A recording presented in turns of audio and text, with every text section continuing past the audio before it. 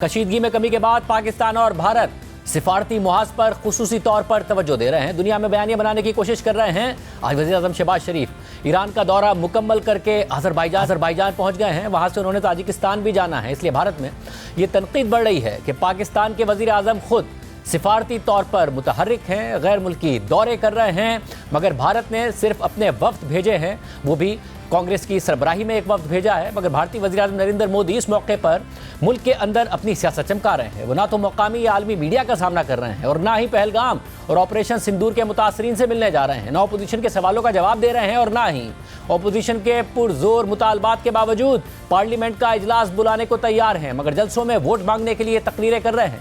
पाकिस्तान को रोज एक नई धमकी दे रहे हैं। इसीलिए नरेंद्र मोदी पर भारत में तनकीद का सिलसिला मजीद बढ़ रहा है। दूसरी जानिब कल वज़ीर आज़म शहबाज शरीफ ने ईरानी सुप्रीम लीडर आयतुल्लाह खामनाई और सदर मसूद पेज़ेश्कियान से मुलाकात की, जिसके बाद ईरानी सुप्रीम लीडर का गैर मामूली बयान सामने आया। उन्होंने एक्स पर अपने बयान में लिखा कि हम पाकिस्तान और हिंदुस्तान के दरमियान जंग के खात्मे पर खुश हैं। उम्मीद है कि दोनों ममालिक के इख्तलाफात पुरअमन तरीके से हल हो जाएंगे। ईरान और पाकिस्तान के दरमियान हमेशा गर्मजोशी और भाईचारे पर मबनी ताल्लुकात रहे हैं। ईरान पर सद्दाम की जानिब से मुसल्लत करदा जंग के दौरान पाकिस्तान का अच्छा मौक़िफ़ इस भाईचारे की एक मिसाल है। आयतुल्लाह खामनाई के बयान के मुताबिक फ़लस्तीन के मामले में पाकिस्तान का मौक़िफ़ बहुत उम्दा रहा है। अगरचे इस्लामी ममालिक को इसराइल से ताल्लुकात कायम करने के लिए अक्सर तरगीबात दी जाती रही हैं, लेकिन पाकिस्तान कभी भी उनके ज़ेर असर नहीं आया।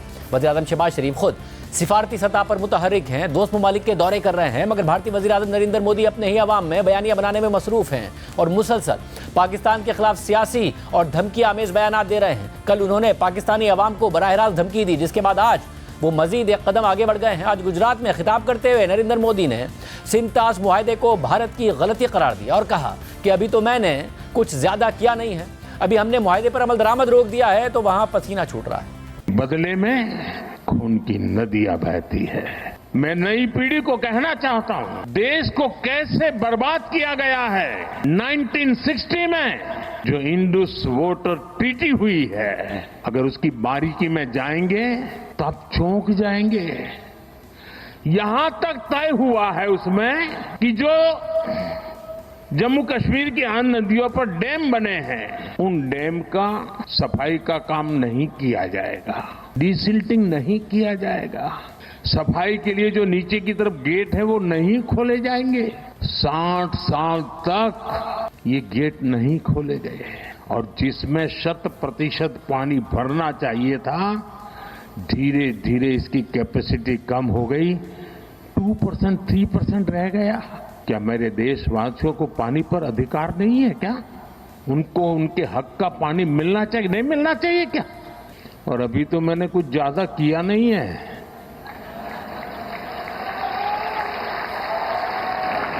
अभी तो हमने कहा है कि हमने इसको एबेंस में रखा है, वहां पसीना छूट रहा है।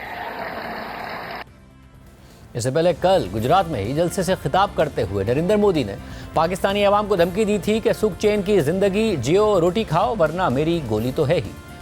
पाकिस्तान को आतंक की बीमारी से मुक्त करने के लिए पाकिस्तान के अवाम को आगे आना होगा, पाकिस्तान के नौजवानों को आगे आना होगा। सुख चैन की जिंदगी जियो, रोटी खाओ, वरना मेरी गोली तो है ही। इस पर भारत में अपोजिशन जमात कांग्रेस तनकीद कर रही है, मजाक उड़ा रही है और कह रही है कि वज़ीर आज़म मोदी बॉलीवुड अदाकारों की डायलॉग बाजी कर रहे हैं। और नरेंद्र मोदी क्या कर रहे थे, वो क्या कर रहे थे उसका तो जिक्र करना भी मुझे लगता है इस गंभीर विषय पर उनका जिक्र करना मुझे लगता है बहुत मजाकिया हो जाए, और ये मजाकिया विषय है नहीं। जिस तरह से वो कभी प्रेम चोपड़ा की तरह, कभी परेश रावल की तरह डायलॉग्स दे रहे हैं, साहब जा जाकर ये सिंदूर है, इसमें रगों में मांग क्या है, खून है, गर्म है, ठंडा है, और गोली खाओ, रोटी खाओ। ये प्रधानमंत्री है, ये प्रधानमंत्री है देश के। नरेंद्र मोदी की तरफ से पाकिस्तानी अवाम को धमकी पर पाकिस्तान का सख्त रद्द-ए-अमल सामने आया है। दफ्तर खारजा के बयान के मुताबिक पाकिस्तान ने भारतीय वज़ीर आज़म के गुजरात में दिए गए बयान का नोटिस लिया है, जो एक एटमी रियासत के सरबराह से मुतवक्के जिम्मेदाराना तर्ज-ए-अमल के बजाय किसी इंतखाबी मुहिम का थिएटर लग रहा था। भारतीय वज़ीर आज़म के बयान में नफरत पर मबनी तशद्दुद पर उकसाने की झलक न सिर्फ इस बयान के मवाद की वजह से इंतहाई काबिल तशवीश है, बल्कि इसकी वजह से पहले से कशीदगी के शिकार खित्ते में खतरनाक रिवायत कायम हो रही है। दफ्तर खारजा के बयान के मुताबिक हमें भारतीय क़यादत की मुसलसल गिरती हुई मैच्योरिटी और डेकोरम पर गहरी तशवीश है। आलमी बिरादरी भारत के बढ़ते हुए इश्तियाल अंगेज बयानिए का संजीदगी से नोटिस ले, जो खित्ते के इस्तेहकाम और देरपा अमन के इम्कानात को कमज़ोर कर रहा है। भारतीय वज़ीर आज़म पाकिस्तान मुखालिफ बयानिया तो बना रहे हैं और ऑपरेशन सिंदूर का क्रेडिट भी ले रहे हैं, जल्द से जुलूस और रैलियां भी कर रहे हैं, मगर उन्होंने पहलगाम और ऑपरेशन सिंदूर के मुतासरीन से मुलाकात तक नहीं की है। इस पर कांग्रेस नरेंद्र मोदी का राहुल गांधी से मवाजना कर रही है और तस्वीर शेयर करके बयानिया बना रही है कि प्यार और PR में फ़र्क साफ है। इसी तरह खुद कश्मीरी अवाम भी शिकवा कर रहे हैं कि राहुल गांधी तो कश्मीर का दौरा करने आए, ऑपरेशन सिंदूर के मुतासरीन से भी मिले, मगर वज़ीर आज़म मोदी न ऑपरेशन सिंदूर के मुतासरीन से मिलने आए हैं, ना ही कोई जिक्र कर रहे हैं। क्या ही बोलूं मैं, आज आपको पता होगा कि आज राहुल गांधी यहाँ पे आए थे। हाँ, आए थे। हाँ। मिले थे सबसे। हाँ, तो उन्होंने जो जितनी भी विक्टिम्स की फैमिलीज थी उन सभी को वो मिले और मतलब यही बहुत बड़ी बात थी कि वो यहाँ पे आए एंड उन्होंने जो ये इनोसेंट पब्लिक थी उनको देखा, उनसे बातचीत की कि उनको क्या क्या प्रॉब्लम्स हैं जो फेस करनी पड़ रही हैं। आप यहाँ अब तक कौन कौन आया? अब तक काफी जो है मिनिस्टर्स वगैरह, मतलब कि अगर आप बोलो कि जो ये भारत सरकार है वहां से तो अभी तक कोई नहीं आया, जो कि हमारे प्राइम मिनिस्टर जी को आना चाहिए था, जो हमारे डिफेंस मिनिस्टर हैं या फिर हमारे होम मिनिस्टर हैं उनको यहाँ पे आना चाहिए था और यहाँ की कंडीशन देखनी चाहिए थी कि ऑपरेशन सिंदूर के बाद जो यहाँ की कंडीशन हुई उसको एटलीस्ट उनको आके देखना चाहिए था, लेकिन उनमें से यहाँ पे कोई नहीं आया। ये बहुत एक दुख की बात बोल सकते हो, क्योंकि वो इसका जिक्र भी नहीं कर रहे कि इनके ऑपरेशन के बाद यहाँ पे क्या क्या चीजें लोगों को फेस करनी पड़ रही। मगर सिर्फ खुद वज़ीर आज़म मोदी ही अवामी तहफ़्फ़ुज़ात को नज़रअंदाज करके अपनी तशहीर में मसरूफ़ नहीं है, बल्कि बीजेपी के रहनुमा और कारकुन भी उन्हें ऑपरेशन सिंदूर के हीरो के तौर पर पेश कर रहे हैं। बीजेपी की मध्य प्रदेश हुकूमत के डिप्टी वज़ीर आला जगदीश देवड़ा ने तो यहाँ तक कह दिया कि वज़ीर आज़म मोदी ने जो जवाब दिया है उसके बाद पूरा भारत भारतीय फौज और फौजी वज़ीर आज़म मोदी के कदमों में गिरे हुए हैं। भारत में इस बयान को भारतीय फौज की तौहीन करार दिया जा रहा है और बीजेपी और वज़ीर आज़म मोदी पर व्लॉगर्स और अवाम कड़ी तनकीद कर रहे हैं, उनका मजाक उड़ा रहे हैं।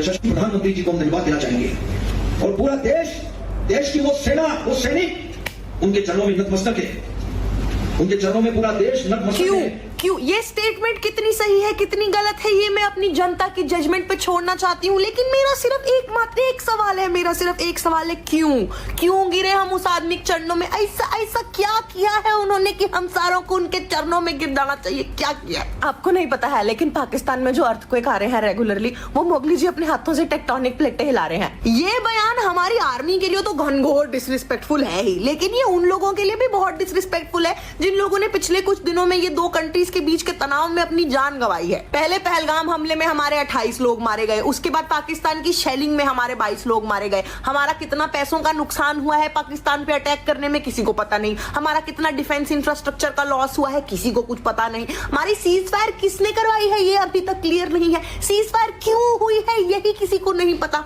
हमने कहां पे हमले किए हैं, हमारे कहां पे हमला हुआ है किसी को पता नहीं है। कितने लोग शहीद हुए हैं इसका कोई एग्जैक्ट नंबर नहीं पता है। ये आदमी आया टेलीप्रॉम्प्टर से स्पीच पढ़ी चला गया, मैं इसके चरणों में क्यों? Give me one vote point, give me one valid point, मैं इस आदमी के चरणों में गिरूं। तुम लोगों को जिसको अपना बाप मानना है, जिसको अपना भगवान मानना है मानो, लेकिन ये उम्मीद मत रखो ना कि सारे भारतवासियों की गोबर बुद्धि होगी तुम्हारे जैसी।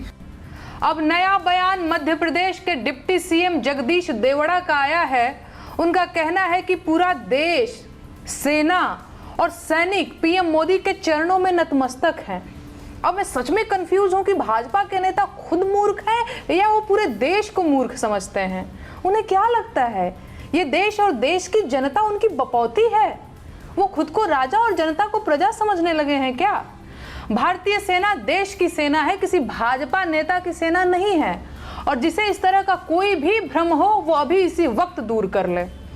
भाजपा के सभी नेताओं को ये बात कान खोलकर सुन लेनी चाहिए कि नरेंद्र दामोदर दास मोदी इस देश के मालिक नहीं, सेवक हैं और उन्हें खुद इस देश की सेना, सैनिकों और देशवासियों के चरणों में नतमस्तक होना चाहिए। अगर किसी भी भाजपा नेता को मेरी बात से कोई ऐतराज हो तो उसे इसी वक्त स्वयं मोदी जी से ये बात कंफर्म कर लेनी चाहिए कि किसके चरणों में कौन नतमस्तक है। साथ ही भारतीय हुकूमत और मीडिया ये दावा कर रहा था कि ऑपरेशन सिंदूर के दौरान भारत ने पाकिस्तान को बहुत ज़्यादा नुकसान पहुंचाया है, लेकिन खुद भारतीय दिफाई तज्जियाकार अजय साहनी ने मारूफ भारतीय सहाफ़ी करण थापर के साथ इंटरव्यू में भारतीय मीडिया के इस दावे को मजे का खेज करार दे दिया कि भारत ने पाकिस्तानी फ़िज़ाइया के 20% असासे तबाह कर दिए। The Indian Express quite separately has claimed that 20% of Pakistan's Air Force infrastructure has been destroyed. Has 20% of Pakistan's Air Force infrastructure been destroyed as the Express has claimed, or is that a bit exaggerated? Well, the very expression "a bit exaggerated" is a bit exaggerated. I mean, it's a ludicrous claim. Mostly what we have seen is not the destruction of core assets. There may have been a couple of strikes where they have in fact managed to hit their air defense systems, but by and large what we've seen is runways having been blown up and things like that. Though those things are not of any great cost. हालिया तनाज़े में पाकिस्तानी फ़िज़ाइया की बढ़तरी के बाद भारत में पाक चीन दोस्ती और अस्करी ताउन पर नई डिबेट शुरू हो गई है और पाकिस्तान और चीन को भारत के लिए मुश्तरका बड़ा खतरा करार दिया जा रहा है। हालिया तनाज़े के बाद से भारतीय मीडिया और तज्जियाकार मुसलसल ये खबरें दे रहे हैं कि अगस्त 2025 में 50% डिस्काउंट पर चीन की तरफ से पाकिस्तान को J-35A स्टेल्थ जेट्स फराहम किए जाएंगे। पाकिस्तान को चीन से 40 J-35 लड़ाकू विमान मिल सकते हैं। पहले 2 साल के अंदर फाइटर जेट देने की डील थी, लेकिन भारत पाकिस्तान के तनाव को देखते हुए चीन इसी साल इस विमानों की डिलीवरी कर सकता है और पाकिस्तान के पायलट इन्हें उड़ाने की ट्रेनिंग भी ले रहे हैं। पाकिस्तानी वायुसेना के अधिकारियों का दावा यह है कि J-35 विमान के आने से पाक वायुसेना बहुत मजबूत हो जाएगी। ये चीन का 5वीं पीढ़ी का स्टील्थ फाइटर जेट है। 2 इंजन वाले एयरक्राफ्ट को एक ही पायलट उड़ाता है। स्पीड इसकी 1400 किलोमीटर प्रति घंटे होती है। 1250 किलोमीटर तक हमले की क्षमता है। एक फाइटर जेट में 12 मिसाइलें लगा सकते हैं। हवा से हवा में मार करने वाली मिसाइल होती है, हवा से जमीन पर मार करने वाली मिसाइल भी इसमें लगती है। 500 किलोग्राम के बम के साथ हमला करने में सक्षम है। ये 30 छोटे बम के साथ भी उड़ान भर सकता है। China is all set to deliver 5th generation stealth fighter jets to Pakistan. First batch of 30 5th generation J-35 to arrive in Pakistan by August 2025. China offered 50% discount rate to Pakistan. The sources claim that China is happy with Pakistan's Air Force's performance against India. Now China is offering 50% discount on J-35A. According to the initial agreement, Pakistan is scheduled to begin receiving the first batch by August, marking the first known export of 5th generation fighter aircraft by China. According to some intel sources, reports indicate that a cohort of Pakistan Air Force pilots has already been dispatched to People's Liberation Army Air Force headquarters in Beijing for operational conversion training on the J-35A platform. On the other hand, China authorized authorities have decided to invest $25 billion more in Pakistan civil and military infrastructure. Operation Sindoor की कामयाबी का दावेदार भारतीय media खुद मान रहा है कि चीन पाक फ़िज़ाइया की कारकर्दगी से बहुत खुश है और ये दावा कर रहा है कि चीन इसीलिए 50% डिस्काउंट पर J-35 जेट्स पाकिस्तान को देने जा रहा है और पाकिस्तानी पायलट्स पहले ही ट्रेनिंग के लिए चीन पहुंच चुके हैं। खुद भारतीय मीडिया बता रहा है। सिर्फ यही नहीं, इंटरनेशनल मीडिया के साथ साथ भारतीय मीडिया में पाकिस्तान और चीन के ताउन पर तबसरे हो रहे हैं जिसका भारत हालिया तनाज़े में अंदाजा ही नहीं लगा सकता। भाई हमने अपने सिस्टम्स को पुख्ता करने की कोशिश की, हमने अपने वॉरफेयर जो एरियल वॉरफेयर है उसमें हमने इन्वेस्ट किया, जैसे हमने राफेल में करोड़ों रुपए लगाए, लेकिन चाइना और पाकिस्तान ने मिलकर एक ऐसे नेटवर्क, एक ऐसे इनविजिबल नेटवर्क को जो कि दिखता नहीं है और हमारे पायलट उसी में शायद फंस गए। टेलीग्राफ की स्टोरी ये कहती है कि there was an invisible network all around because of which हमारे पायलट समझ नहीं पाए। तो क्या अब हमारा जो राफेल है जो इतनी बड़ी हमारी शान का एक प्रतीक बन गया था, क्या वो राफेल भी फेल हो गया इस किल नेटवर्क के आगे? ये जो अनदेखा सा जो नेटवर्क चाइना और पाकिस्तान ने मिलकर बनाया, क्या राफेल उसके आगे फेल हो गया? जी, लगता तो यही है कि हमारे राफेल जो सबसे सोफिस्टिकेटेड माने जाते थे और काफी महंगे एयरक्राफ्ट फाइटर जेट्स हैं, वो मुकाबले नहीं आए और उनको ऑलमोस्ट ग्राउंड कर दिया गया है बोल के। तो ये जो है बहुत ही चिंताजनक बात है और हम एयर सुपीरियरिटी की मान के चलते थे कि हमारे पास सबसे अच्छे फाइटर पायलट्स हैं और स्किल्ड पायलट्स हैं, टेक्नीशियंस हैं वगैरह वगैरह बोल के। लेकिन अब पता चल रहा है कि चाइनीज जो है वो हमारे से स्मार्ट निकले और पाकिस्तानी पायलट्स भी इसको अच्छी तरह इंटीग्रेट करके ट्रेनिंग से लेके यूज करने लगे और हमें चौंका दिए। यही पॉइंट था कि सीज फायर हमें मजबूरन एक्सेप्ट करना पड़ा। साथ ही मारूफ भारतीय दिफाई तज्जियाकार प्रवीण स्वानी ने यहां तक कह दिया है कि पाकिस्तान उस दिन हारेगा जिस दिन चीन हारेगा और भारत चीन को नहीं हरा सकता। पाकिस्तान उस दिन हारेगा, मैं आपको बताऊं, जिस दिन चीन हार जाएगा। ये आप बात मान के चल लीजिए। ये वो पाकिस्तान नहीं है। अब पाकिस्तान मिलिट्री टर्म्स में तब हारेगा जब चीन हारेगा, और आप चीन को नहीं हरा सकते। बात खत्म। प्रवीण स्वामी ने एक और तस्वीर में यह भी कहा कि नरेंद्र मोदी ने 2019 में आर्टिकल 370 के तहत कश्मीर की खुसूसी हैसियत को खत्म करके चीन और पाकिस्तान को मजीद करीब कर दिया और मिलिट्री ताउन मजीद बढ़ा दिया। ये एक बहुत बड़ी स्ट्रेटेजिक गलती थी और वजीर आजम मोदी को पता होना चाहिए था कि कश्मीर की खुसूसी हैसियत खत्म करने के क्या असरात होंगे और चीन और पाकिस्तान मजीद करीब आ जाएंगे। See, everything started on the 5th of August 2019 when the Modi government revoked 370 and 35A articles from Jammu and Kashmir.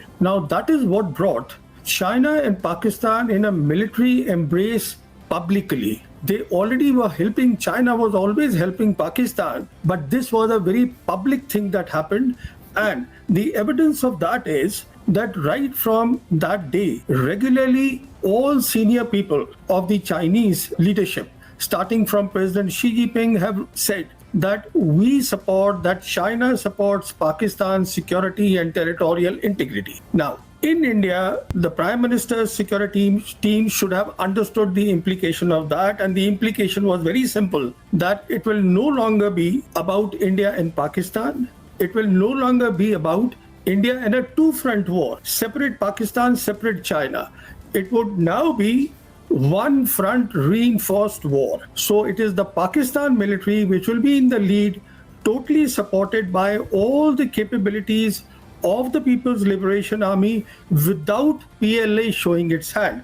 I mean, this is something that I have been arguing right from that day, that look, your threat is not what you think it is, because I have heard our top military leadership say these threats. No, the threat has changed, and this changed threat has a serious implication. आज जैसे भारत में नरेंद्र मोदी पर America को जवाब ना देने पर तनकीद और तंज हो रहा है, तो वैसे ही कुछ अर्से पहले चीन को जवाब ना देने पर उनका मजाक उड़ाया जाता था। देखिए, इंडियन मीडिया ऑपरेशन सिंदूर से पहले भी सर्कस का ही मंजर पेश करता था। भारत की जनता की औकात पूछ रहे हो? क्यों बताता हूं। अभी कांग्रेस की प्रवक्ता कह रही थी पटकनी थी। नरेंद्र मोदी जी वो शेर है, जब दहाड़ते हैं ना तो पूरा विश्व जान जाता है भारत की ताकत। बस एक बार चीन का नाम लेकर दहाड़ दे, ना बोले चीन ने अतिक्रमण किया है ये कहकर दहाड़ दे, ये चैलेंज देती हूं मैं आपको। दहाड़े चीन का नाम लेकर नरेंद्र मोदी। ये गलत है, ये इनकी आदत है, ये इनकी आदत है। वहां म्याऊं म्याऊं करने लगते हैं, दहाड़ना भूल जाते हैं। मैं हमेशा राहुल गांधी आ गया भैया, कहाँ है? अरे ऐसे ही चीन पर बोलते हैं मोदी जी, राहुल चीन का नाम लेके म्याऊं म्याऊं करते ना बोले। मैं आपको देखिए, ये मनाजिर देखने को मिलते थे। नरेंद्र मोदी धमकियां दे